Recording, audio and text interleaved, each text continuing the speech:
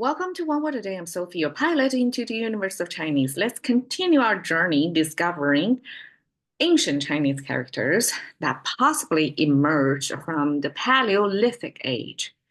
And we have been talking about celestials or weather phenomena. And today we come to the ground, talking about mountains and mountains as caveman as well as contemporary man. We both look at it in a similar way. And I guess mountains back then, probably the landscape did not differ too much from today's, right? Even if the mountains do move, but it's super slow. In the time scale of humans, it's almost we can regard it as stable, non-moving. Okay. Mountains, Chinese pronounce as a shan. Shan, again, is flat tone. And we draw the three peaks over there of the mountain. So mountain is not just one mountain.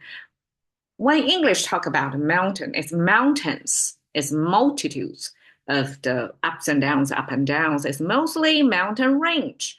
And Chinese express mountains with three peaks.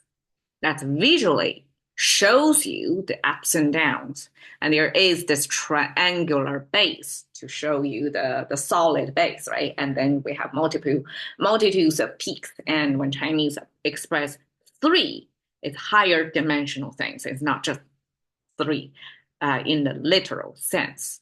Okay, 山高水长 is a Chinese way to say high mountains, long rivers. And we use 高 and 长, high, and long to describe the two major landscape phenomenon, which is shan and water.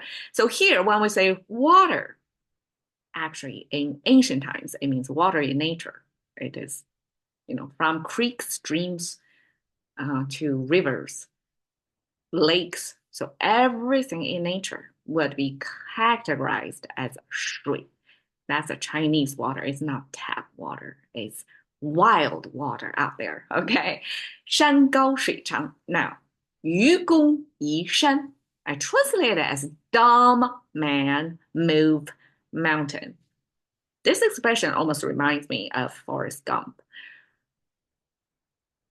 The so-called dumb man means somebody who is not distracted, who is determined, who in society's standard, probably it's mono-dimensional.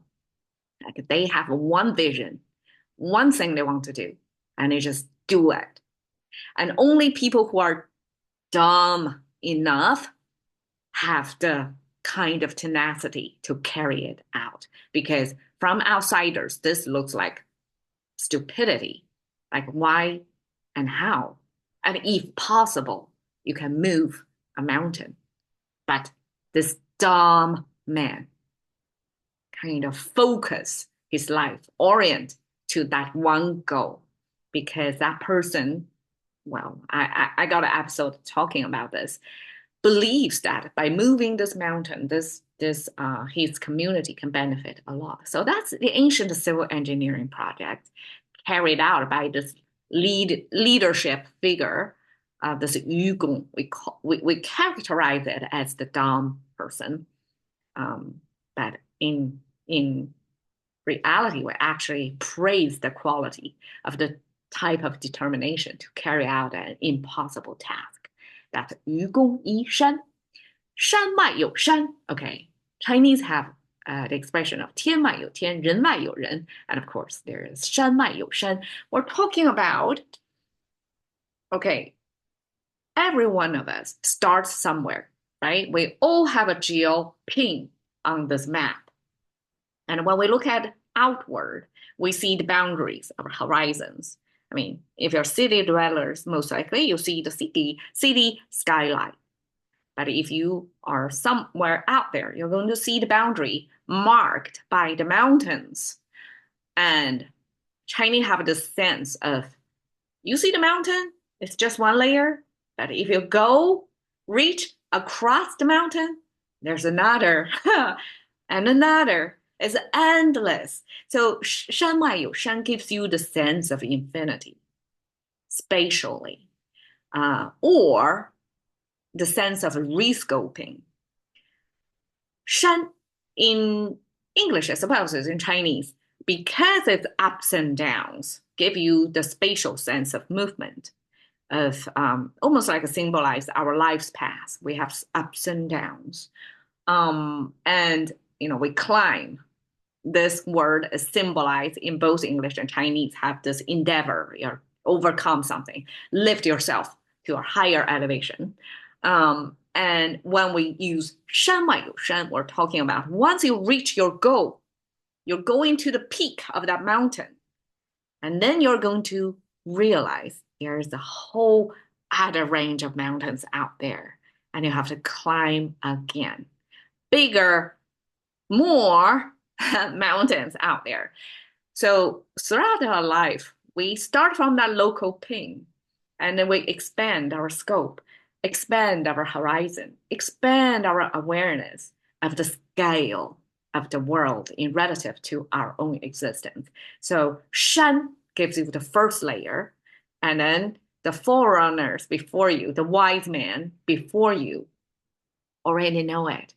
Once you get there, get to the outer boundary of your current scale, you're going to see it's another scale out there. So Chinese use 山外有山,天外有山, sky, and then beyond sky, there's another layer of sky, and 人外有人. So that's the key point. That's the moral of the story. It's you think you're great, you think you're outstanding, you think you're the best. Okay, 人外有人 means no matter how great you think you are, there's always this 0.00000% of outstanding outlier people somewhere out there. So humble down to the ground, okay? Because realize there will be mountains beyond mountains. That's symbolism of what Shan means to Chinese. All right. And I find overlapping of this character to the best I can find online there of this mountain look almost like this abstract shape of mountain. And that just shows that how Chinese as a logographical language extract from nature and standardize it somehow, simplify it somehow, and later generations can reuse this icon, have no confusion, or, it depends. Shan is a simple, straightforward one. There are some ones that I have to interpret, have to imagine, have to connect dots, and it may or may not be true, actually, right? Things get lost and twisted and filtered through time. So we can only make our best guess. But this mountain here is pretty straightforward. Today's mountain versus thousands of years ago, the caveman's mountain look the same, just like that. Thank you for your time. See you another day.